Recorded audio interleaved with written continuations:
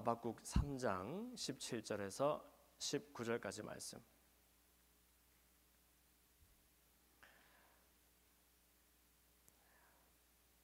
저와 한 목소리로 한번 읽어보겠습니다. 비록 무화과 나무가 무성하지 못하며 포도나무에 열매가 없으며 감람나무에 소출이 없으며 밭에 먹을 것이 없으며 우리의 양이 없으며 외양간에 소가 없을지라도 나는 여호와로 말미암아 즐거워하며 나의 구원의 하나님으로 말미암아 기뻐하리로다. 주 여호와는 나의 힘이시라. 나의 발을 사슴과 같게 하사 나를 나의 높은 곳으로 다니게 하시리로다. 아멘. 기도하겠습니다. 살아계신 아버지 하나님, 날마다 우리에게 말씀으로 일깨워 주시고 우리가 어디에서 왔는지, 왜 사는지, 어디로 가는지, 또 늘 우리가 돌아가야 될 하나님의 품을 기억하게 하시는 것 감사합니다. 매일이 주의 날이며 매 시각이 예배의 시간이지만 이 시간 특별히 시간과 장소를 정하여 주님 앞에 나와서 가난하고 겸손한 마음으로 주의 말씀에 귀를 기울입니다. 우리의 마음 가운데 주의 말씀으로 뜨겁고 또 새롭게 만들어 주옵소서. 성령님을 인정합니다. 모셔드립니다. 예수님 이름으로 기도합니다. 아멘. 한번 따라합시다. 진정한 부흥은 하나님으로부터. 진정한 부흥은 하나님으로부터 하는 제목으로 말씀의 은혜를 나눕니다. 하박국이라는 책이 있습니다. 호박국이 아니고요, 하박국입니다. 사람 이름입니다. 하박국이라는 선지자의 이름으로 책 이름이 붙여졌는데, 성경에 특히 구약 성경을 보면 우리가 잘 익숙하지 않은 그런 이름들이 나오고 선지서라는 책들이 이렇게 여러 권 있습니다. 그 중에서 분량이 긴 책들을 대선지서라고 그러고, 분량이 챕터가 2, 3, 4 이렇게 되는 짧은 글들을 소선지서라고 합니다. 소선지서가 대선지서보다 덜 중요하기 때문에 소선지서가 아니고 분량 때문에 그렇게 말하는데, 이 하박국이라는 책이 바로 소선지서 중에 하나가 되겠습니다. 그런데요, 이 하박국이라는 책은 물론 하박국 선지자가 쓴 글인데, 당시 시대적인 상황을 보면 이스라엘의 남쪽 왕국이었던 유다의 마지막 시기에 활약했었던 하박국이라는 선지자가 하나님과 서로 좀 하나님께 호소하고 부르짖으면서 대화를 나누었던 그런 글이 되겠습니다. 보통 선지서를 보면은요, 선지자들은 하나님의 사람들에게 경고를 전하고 또 돌이키게 하기 위해서 하나님의 말씀을 대언하는 그런 사람들이었거든요. 그래서 특히 시절이 너무 악하고 오늘날처럼 소망이 없고 사람들이 너무 패역하고 부패한 그런 시절, 특히 하나님을 몰라라 하며 우상을 섬기던 그런 시절마다 하나님이 하나님의 선지자들을 통해서 하나님의 사람들에게 너희들 그러지 말아라, 나에게로 마음을 돌이켜라, 내 속에 생명이 있다라고 전해주셨던 그런 일들이 많아요. 그게 이제 선지자들의 역할이었죠. 그런데 이 하박국 선지자는 특이하게도 반대로 합니다. 오히려 하나님의 말씀을 사람들에게 대언한 사람이 아니라 사람들을 대표하여서 하나님께 부르짖고 호소하고 따졌던 그런 사람이에요. 당시에는 많은 사람들이 우상을 섬기고 부패한 왕들이 이어서 왕노릇하던 그런 시절, 그냥 악이 온 세상을 덮고 있던 그런 시절이라고 합니다. 여러분 아는 것처럼 이스라엘이 당시에 북왕국과 남왕국으로 쪼개져서 북왕국은 이미 이제 멸망을 했든지 앞두고 있는 즈음이었고, 남왕국 유다도 그 뒤를 따라가던 그런 시절이었어요. 아프리카에서부터 동아시아까지 당시 그 강대국이었던 이집트와 아수르와 또 바벨론 그 사이에서 실은 이스라엘은 이집트하고 아시리아를 이렇게 응원했던 그쪽에 줄을 섰던 나라였는데 그렇기 때문에 신흥 제국이었던 바벨론에 의해서 이제 곧 눈앞에 멸망을 앞두고 있던 그런 시절이었지요. 그때 하박국 선지자는 너무 못마땅하고 하나님 앞에 납득이 안 되어서 따집니다. 하나님의 백성이라고 말만 해놓고 왜 이 사람들이 지금 우리가 무슨 짓을 하는지도 모르고 하나님을 몰라라 하고 또 악이 그냥 온 세상에 가득하고 왕들마다 부패한 이런 시절에 왜 가만히 계십니까? 자식을 사랑하면 차라리 몽둥이를 들어서 때려서라도 자식을 인간 만들어 주셔야 하는데 왜 무관심하게 잠잠고 계십니까? 하면서 오히려 선지자가 하나님을 향하여 따지고 호소를 했다는 것이지요. 그래서 하박국 1장 2절을 보면 여호와여 내가 부르짖어도 도무지 주님께서는 듣지를 아니하시니 그 때가 언제까지겠습니까? 하면서 호소를 했어요. 그래서 하박국 책은 하박국이 따지고 좀 있다가 하나님께서 대답하시고 하나님이 또 따지고 하박국이 따지고 하나님 대답하시고 마지막에 가면 하박국이 드디어 하나님의 마음을 깨닫습니다. 그리고 하나님 안에서 소망을 발견하고 내가 이제는 하나님으로 인하여 기뻐하겠습니다 라고 고백하며 찬송을 하는 내용이 짧은 글이지만 이 세 장에 기록이 되어 있다는 것이죠. 어쨌든 왜 잠잠고 계십니까? 따지니까 하나님이 드디어 입을 여십니다. 잠잠고 있는 게 아니라는 거예요. 곧 갈대아는 바벨론 제국을 말합니다. 이 바벨론이라는 큰 제국을 들어서 내가 너희들을 멸망시켜 버리겠다라고 말하는 거예요.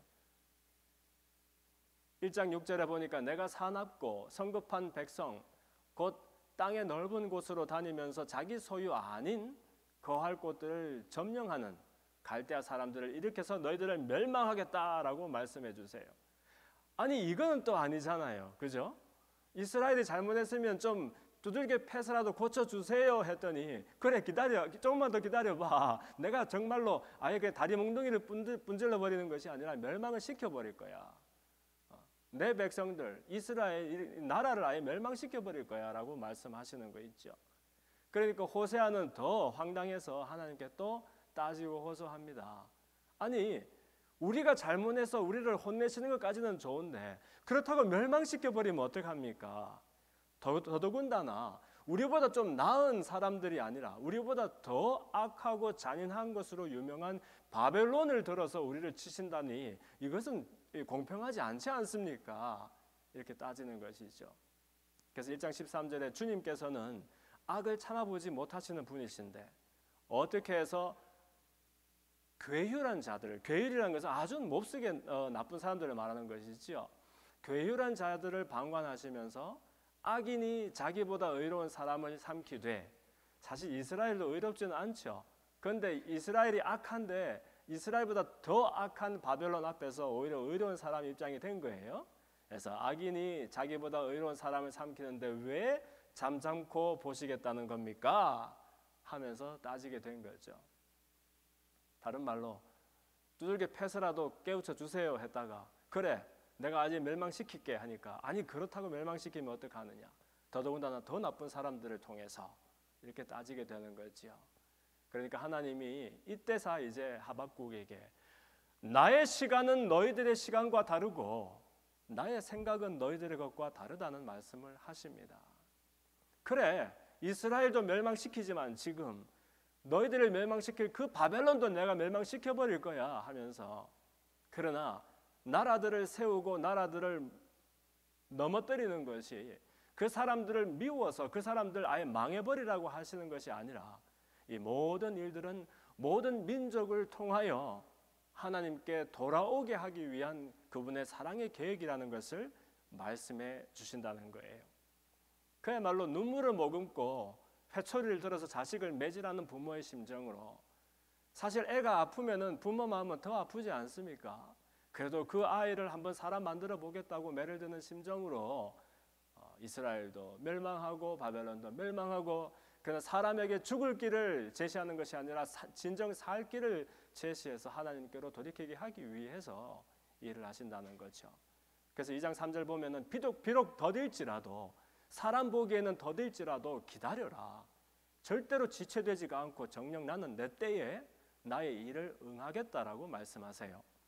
그리고 2장 4절을 보면 그러나 의인은 그 믿음으로 말미암아 살 것이다 라고 말씀하십니다.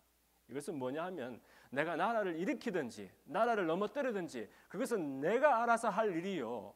그 일을 통해서 너희들에게 중요한 것은 너희들이 의인이 되고 믿음을 품고 그 안에서 생명으로 사는 것이다 라고 말씀해 주시는 거죠. 사실 이 의인은 그 믿음으로 말미암아 살리라라는 말씀은 너무너무 능력 있고 유명한 말씀이죠. 로마서에도 보면 이 바울이 이 말씀을 이제 언급을 합니다. 그래서 이게 결국 뭐냐 하면 여기서 말하는 믿음이라는 것은, 여기서 말하는 의인이라는 것은 사람의 기준으로 선한 사람, 착한 사람, 옳은 사람을 말하는 말이 아니에요.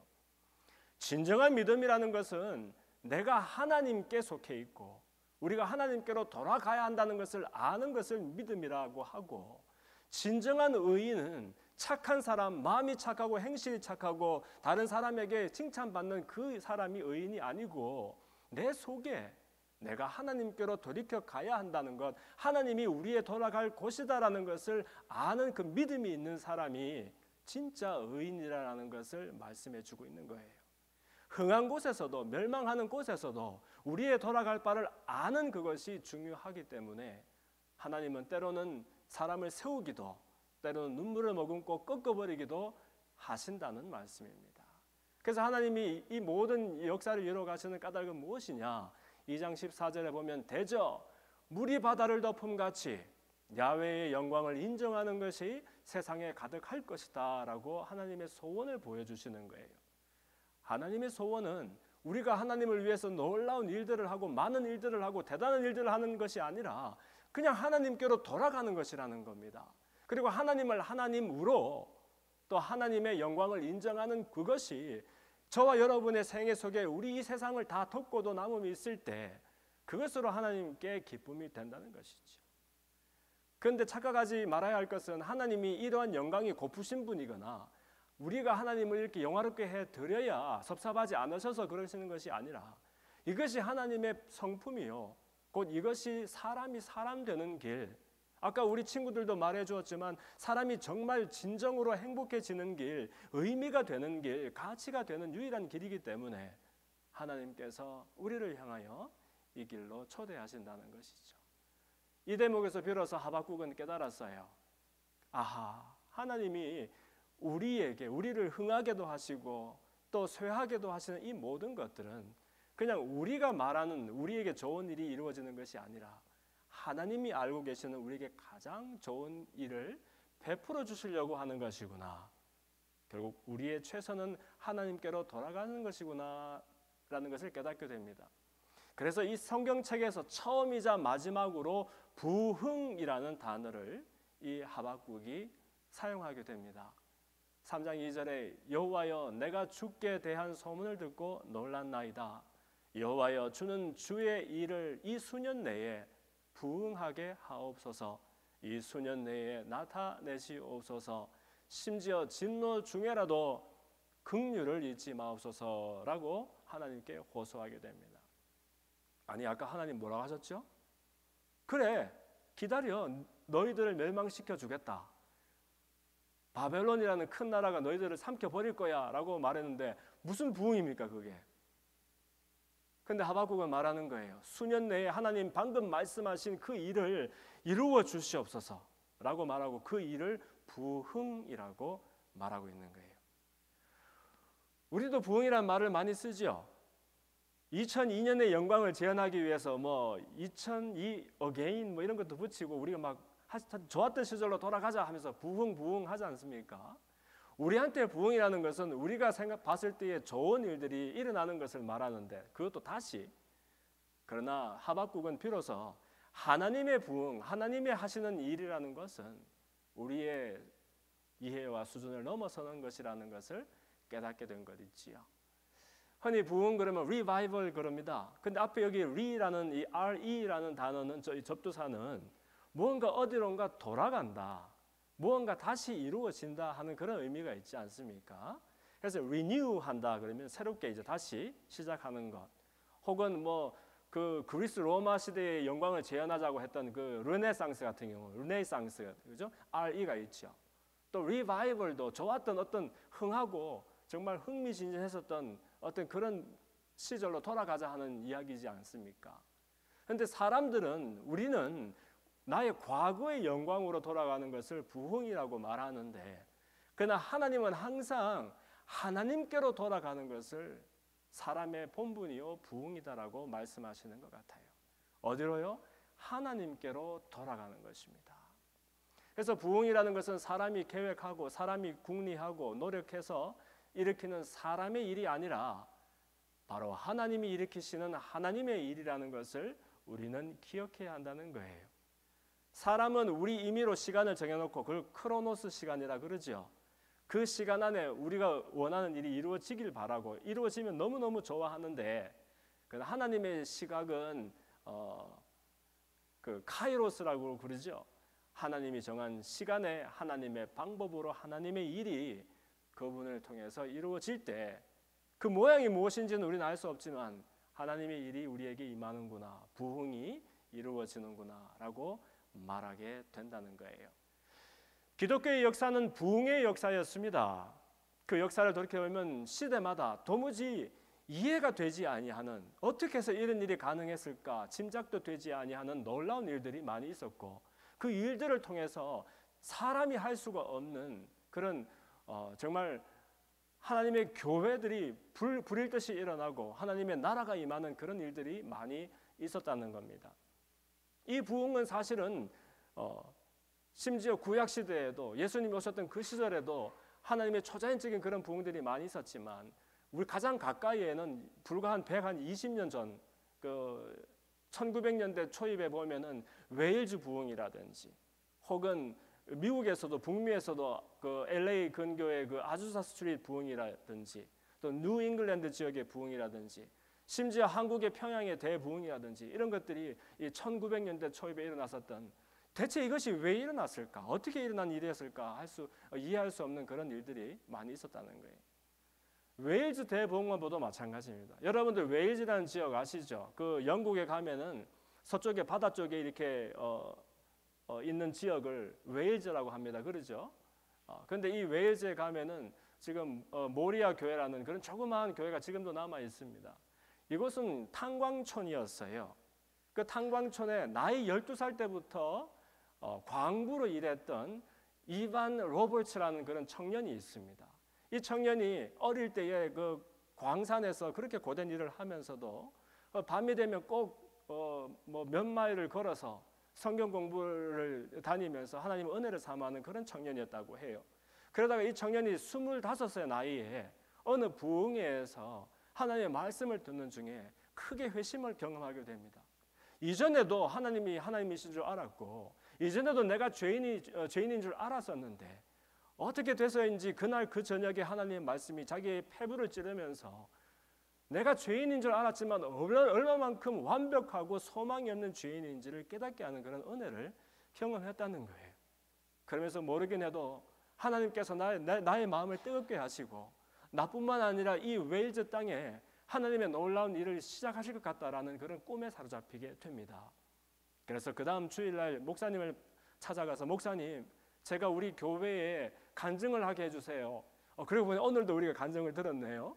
간증을 하게 해주세요. 목사님이 물론 교회는 열심히 다니지만 청년이 이렇게 뜬금없는 소리를 하니까, 그럼 예배 다 마치고 난 다음에 네가 그래 간증을 해봐. 예배 마치고 나니까 사람들이 다 집에 가고 뭐 며칠이나 남아 있었겠어요.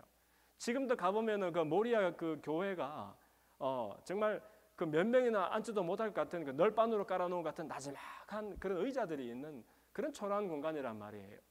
거기에 불과 17명의 성도들이 그냥 궁금해서 앉아있고, 거기에 아무도 아닌 이 이반 로버츠가 그 자리에 서서 자기에게 주신 하나님의 은혜를 이야기하게 됩니다. 그러면서 우리가 숨을 쉰다고, 밥을 먹고 연명한다고 살아있는 것이 아닙니다. 우리는 하나님께로 돌아가야 합니다 라고 말하면서 하나님이 주신 생명의 이야기, 은혜의 이야기를 나누는데, 그 현장에서 그 17명 위에 놀라운 성령의 역사가 일어나게 되는 거예요.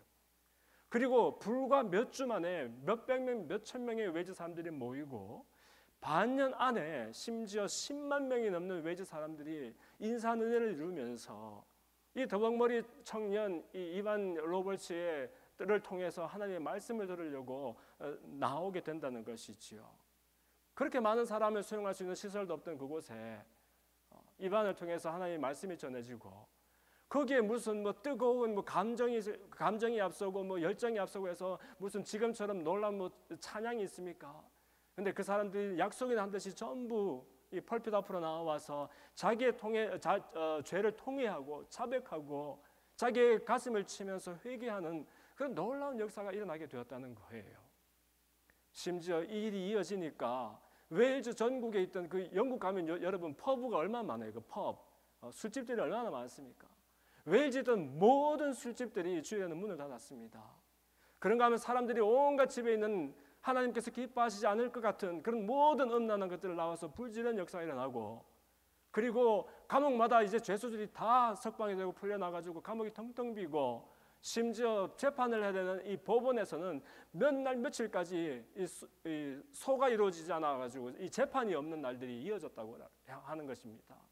단 한 청년을 통해서 이루어졌던 하나님의 일깨우심이 온 도시를 덮고, 이것이 바로 그 이듬해에는 캘리포니아에서 그 아주사 스트리트 부흥이 일어나고, 심지어 또 그 이듬해에는 평양에서 평양 대부흥이 일어나고, 인도에서도 호주에서도 그런 부흥의 역사들이 그야말로 들불처럼 일어나게 되었다는 것이죠.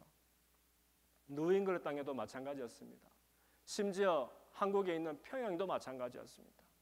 평양에는 북미에서 온 선교사님들에 의해서 사경회가 열리고 부흥회가 열리고, 그 자리에 그냥 모였던 이 조선 사람들이 어느 날인가 그 장대영 교회인가요? 거기 보면은 장로님이 남의 돈 떼어먹은 것이 갑자기 기억이 나고, 말씀 듣는 중에 자기 마음에 너무 찔림이 있어서 그냥 부끄럼도 무릅쓰고 그 교회 앞에 나가서 나의 부끄러운 죄를 고백하고 용서를 구하고, 그랬더니 사람들이 그냥 줄져서 나와서 큰 죄, 작은 죄, 온갖 하나님 기뻐하지 않는 것들을 고백하면서 눈물바다를 이루면서 놀라운 부흥의 역사가 일어나게 되었다는 거예요.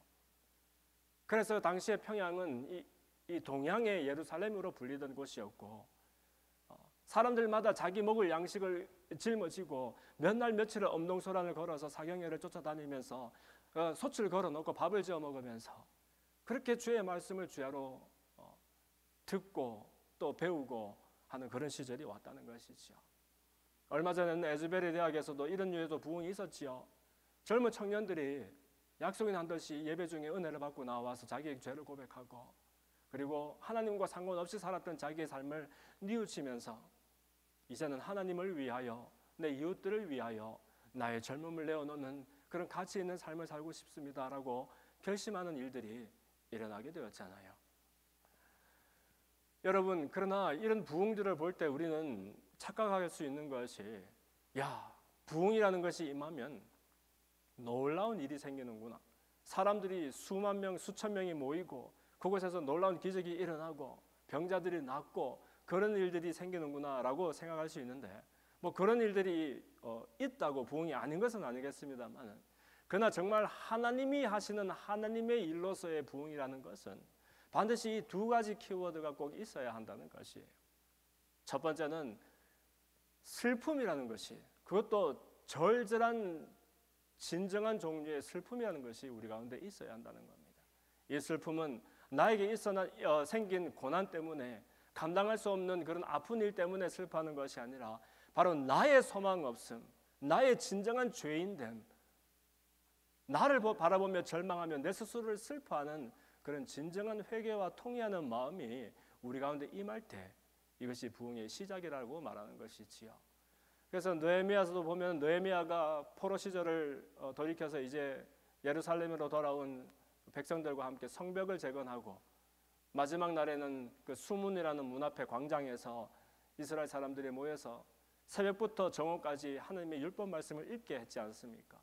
에스라라는 학자가 책을 펼칠 때에 모든 사람들이 약속한 듯이 일어서서 율법을 읽는데 하나님을 찬송하는 구절이 나올 때마다 머리를 이마에 대고 하나님을 찬미하고, 그러다가 백성이 이 율법의 말씀을 듣고 다 소리내어서 우는지다라고 말씀하고 있는 거예요.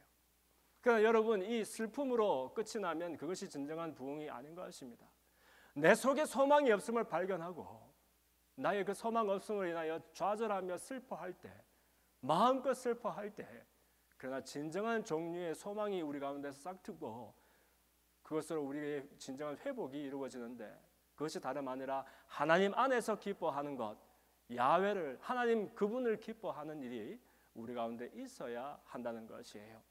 그래서 느헤미야가 울고 있는 자기 백성들을 향하여 위로하지 않습니까? 슬퍼하지 말아라. 오늘은 주의 날이다. 근심하지 말아라. 여호와를 기뻐하는 것이 너희들의 힘이다라고 말씀하셨지 않습니까? 사람들은 나의 실력과 학력과 경험과 용기가 힘인 줄로 생각하지만, 그러나 하나님께로 마음을 돌이키는 사람마다 나의 진정한 힘은, 나를 살게 하는 능력은 바로 여호와를, 나의 하나님을 하나님으로 인정하고 그분을 기뻐하는 것이다 라는 말씀이 되는 겁니다. 그래서 바라기는 이런 진정한 종류의 슬픔과 진정한 종류의 기쁨이 우리 공동체 가운데에도 일어나게 되기를 소원합니다.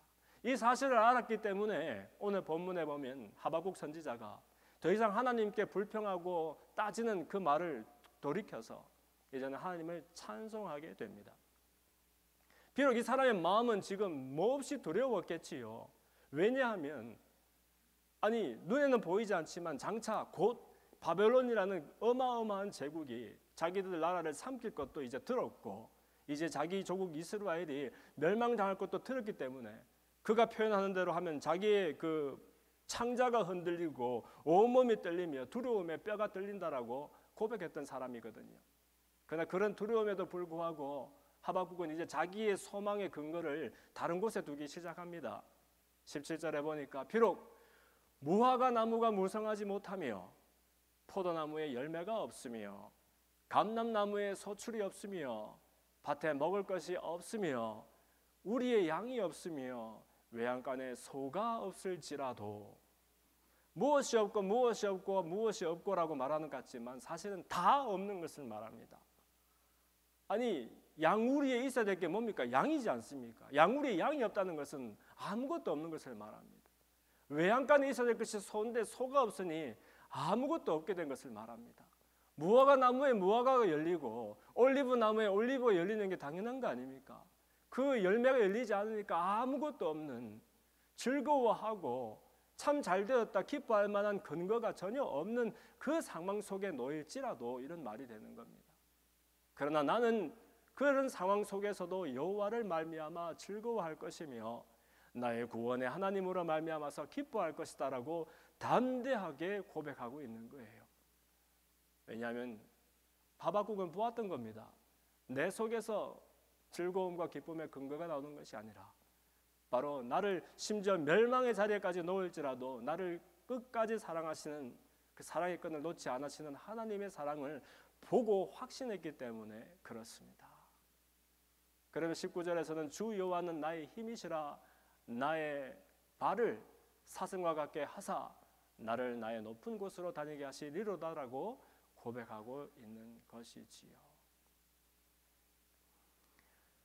그러므로 우리는 이 본문을 통해서 하박국이 말하고 있는 하나님의 부흥, 사람의 부흥 말고요, 하나님의 부흥이라는 것은 결국 하나님이 하나님의 때에 하나님의 방법으로 하시는 하나님의 일이라는 것을 발견하게 됩니다. 그리고 사람이 하나님께로 돌이켜서 자신의 죄를 슬퍼하고 구원의 하나님을 기뻐하는 그 일이야말로 부흥의 실체라는 것을 말하고 있습니다. 때로는 심지어 우리에게 소망이 없을지라도 하나님의 소망 안에서, 그리고 하나님이 우리를 불쌍히 여기시는 그런 마음을 구하며 그분이 약속하시는 부흥이 나를 통해 이루어질 것을 고대하는 그런 일이 될 것이다라고 믿습니다. 교회는 좋은 교회가 되기를 원합니다. 가정도 행복한 가정이 되기를 원합니다. 여러분 청년의 때에 공부 열심히 해서 출세하고 행복한 삶을 꾸려가기를 원할 것입니다. 그 모든 것들이 나쁜 것이 아니고 중요하고 소중한 일들입니다. 그러나 그 정도로 살도록, 그래서 좋은 것이 있을 때에는 좋아서 견디지 못하다가 그 모든 좋은 것들이 지나가고 나면 낭망이 되어서 견딜 수가 없는 그런 소망 없는 삶을 살라고 우리를 지으시고 보내신 것이 아니라는 겁니다. 모양과 처지와 형편을 떠나서 심지어 외양간에 소도 없고 양우리에 양도 없고 나무에 열매도 없는 그 가운데서도 무조건적으로 한결같이 하나님이 나에게 하나님 되심으로, 그분을 내가 기뻐함으로 나에게 힘과 능력이 임하고 내가 그분 안에서 행복해질 수 있다라면 이것이 하나님께서 하나님의 방법으로 하나님의 때에 이루시는 하나님의 부흥이 된다라고 생각합니다. 만약 그렇다면 why not? 라파에트 리바이벌이 없으리란 생각을 우리가 어떻게 할 수 있습니까? 이런 일들을 통해서 우리가 계획하고 우리가 길쌈을 하고 우리가 뭔가를 이루어야 이루어지는 일들은 아니라고 분명히 말씀드렸습니다. 하나님이 하시는 일들입니다. 그러나 우리가 할 수 있는 일은, 해야 되는 일은 무엇이냐 하면 하나님이 일을 하시는 그 솜씨를 바라보며 고대하고 기대하는 마음은 우리가 품을 수 있다는 겁니다. 여러분 한 사람 한 사람이 1905년에 이반 로버츠와 같이, 그 사람은 신학도 배운 적이 없고 12살 때부터 평생 탄광촌에서 광부로 일해야 됐었던 그런 청년이었지만, 그러나 그 마음 속에 하나님이 하나님이신 것과 하나님을 경외하는 마음이 들어갔을 때 그도 살리고 그의 가족도 살리고 교회도 변화시키고 아예 웨일즈 땅을 변화시킬 수 있었던 것처럼 우리가 하나님의 손에 붙들리는 하나님의 부흥의 도구가 될 수 있었으면 좋겠다라는 소망이 우리 가운데 생기는 것 같습니다. 그래서 웨스트 라파에트과 여러분의 캠퍼스와 우리 교회와 지역사회뿐만 아니라 우리가 만나는 사람마다 만나는 사건마다에 하나님의 마음을 전하고 나눌 수 있는 그러한 공동체로 우리 펄두 제자교회가 나갈 수 있었으면 좋겠습니다. 어려운 일들도 있을 것입니다. 실망과 좌절하는 일들도 있을 것입니다. 그러나 하나님이 일하십니다. 우리의 일이 아니고 우리의 시각이 아닌 그때의 그 방법으로 하나님께서 하실 일들을 믿음의 눈으로 바라보며 소망 가운데 나아가는 저와 여러분이 되기를 주님 이름으로 축원합니다. 다 함께 자리에서 일어납시다. 일어나서 들었던 말씀을 생각하면서 우리 합심해서 함께 기도합시다.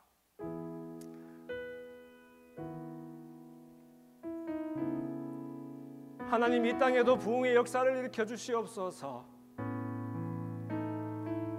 우리가 짐작하고 상상하는 그저 사람을 흥미진진하게 만드는 그런 모양의 부흥이 아니라, 우리는 이해할 수 없고 납득할 수 없는 모양일지라도 하나님의 마음이, 하나님의 계획이, 하나님의 시간에, 하나님의 방법으로 우리에게, 우리 공동체 위에, 우리가 속한 이 세상 위에 이루어지는 것을 소망합니다. 그 일을 위하여 한 사람 한 사람을 찾으시는 하나님께 발견되어지는 내가 되기를 원하고 우리 펄두 제자교회 되기를 원합니다. 하나님, 심지어 외양간에 소가 없고 또 양우리에 양이 없을지라도 그 가운데 낭망하고 좌절하지 아니하고 하나님을 기뻐하기를 원합니다.